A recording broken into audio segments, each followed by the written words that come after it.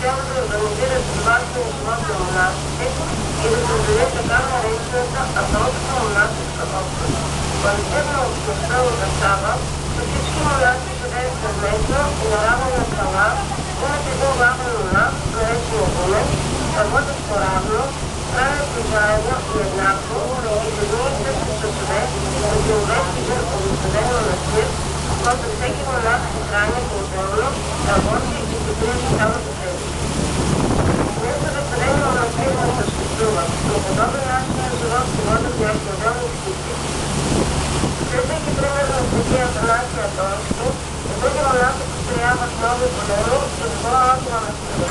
По исторически данни през 11 век на Света гора е имало 170 манастира, а през 13 век – 300. През последните повечето от тях са разрушени от западение на тераси, платински кръстоносци и недошлавки на собственици. В резултат на това не са запазени